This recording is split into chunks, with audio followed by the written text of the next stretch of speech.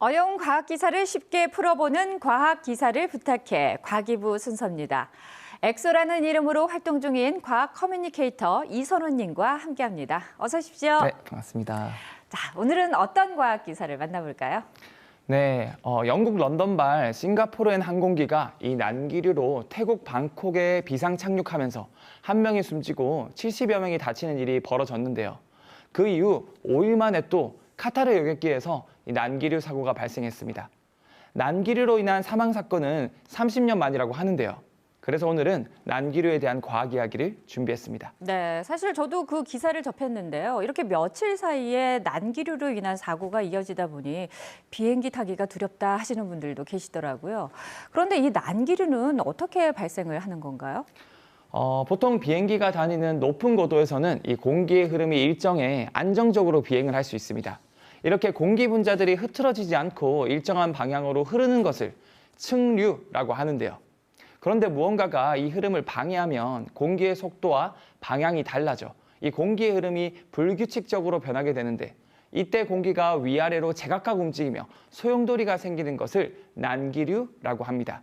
이런 난기류가 있는 지역을 지날 때 비행기가 흔들리는 건데요.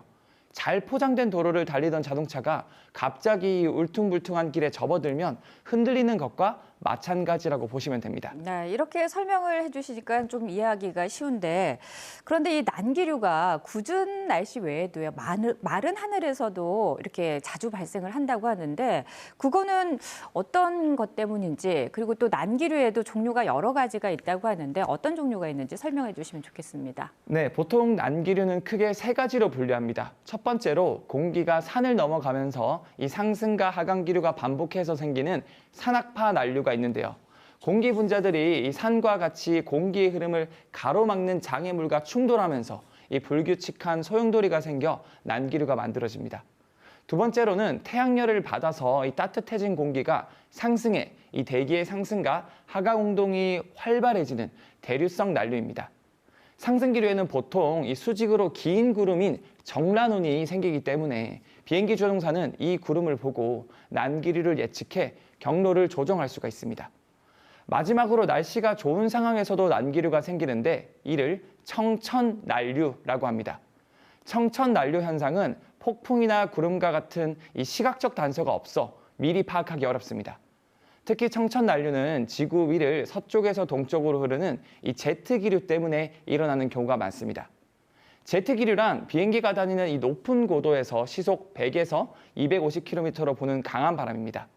주변 공기와의 속도 차이가 커서 바람의 방향이나 세기가 바뀌면서 난기류가 만들어지는 것이죠.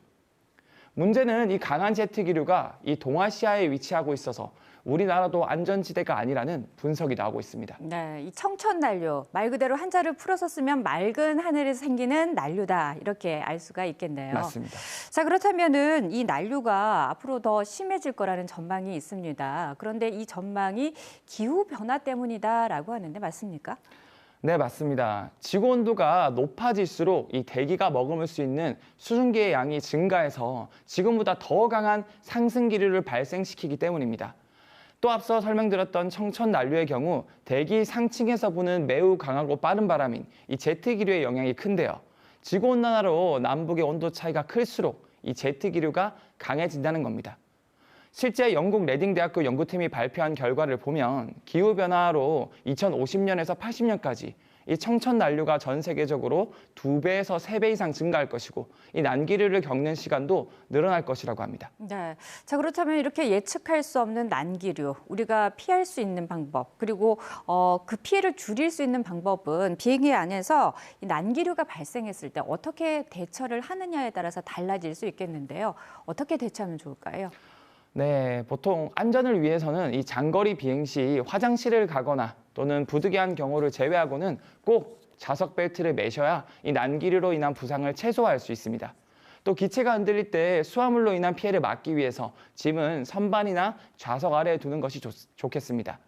다행히 비행기는 이 엄청난 압력과 충격에도 견딜 수 있도록 설계돼 있어 난기류 때문에 비행기가 추락하거나 파손되는 일은 거의 없기 때문에 과도한 걱정은 하지 마시고 안전수칙에 유의하시길 바라겠습니다. 네.